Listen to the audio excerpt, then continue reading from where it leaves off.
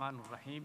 Excellences, Mesdames et Messieurs les ministres, Excellences, Monsieur le secrétaire exécutif de la CEA, Excellences, Mesdames et Messieurs les gouverneurs des banques centrales, chers partenaires ici présents, les autorités marocaines officielles, Mesdames et Messieurs.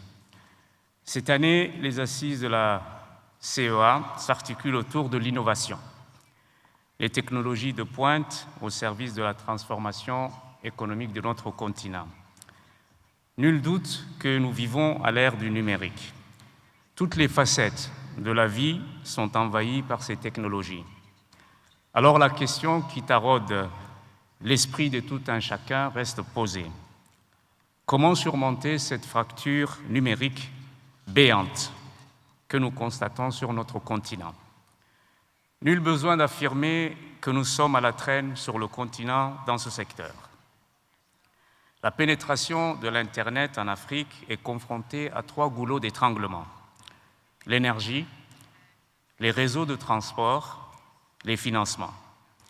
C'est pourquoi le continent a jugé utile de se doter d'un programme de développement des infrastructures communément appelé le PIDA. Si nous envisageons d'agir dans le sens de la souveraineté numérique, il nous incombe de travailler d'abord sur ces prérequis. En Afrique, vous le savez tous, 600 millions de nos concitoyens n'ont pas accès à l'électricité.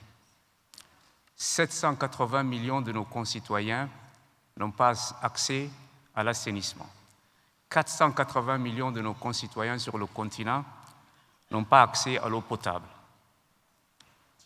Il faut d'abord et avant tout régler la pénurie d'énergie et améliorer les réseaux de transport, transport de l'électricité, transport routier, etc., etc. Excellences, Mesdames et Messieurs, la FinTech, les data centers et l'intelligence artificielle nécessitent des investissements colossaux. L'Amérique du Nord, États-Unis, Canada et la Chine investissent des centaines de milliards de dollars chaque année dans l'intelligence artificielle. Où en sommes-nous de ces investissements sur notre continent? Ce ne sont pas les ressources financières qui manquent sur le continent, mais on doit être direct et sincère d'abord entre nous-mêmes. On préfère investir cet argent sur d'autres marchés, considérés plus sûrs et peut-être plus rentable. À titre d'exemple, il y a plusieurs trillions de dollars dans les pensions, dans les fonds de pension africains. Mais tout cet argent est ailleurs et il n'est pas sur le continent.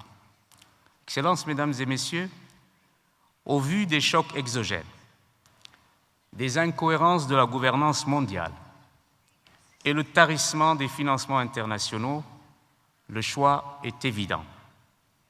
Il nous faudra compter d'abord et avant tout sur nous-mêmes et sur la mobilisation de nos ressources domestiques. Innover et créer les conditions de l'attractivité permettront de rapatrier ces fonds. Réguler et développer des cadres juridiques solides.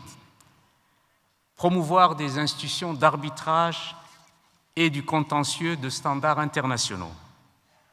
Voilà un certain nombre de prérequis qui sont nécessaires dans nos États membres. En effet, il appartient à nos États membres sur le continent de réunir ces conditions idoines. Excellences, Mesdames et Messieurs, je n'ai pas la prétention d'indiquer au ministre des Finances et de la Planification que vous êtes la voie à suivre.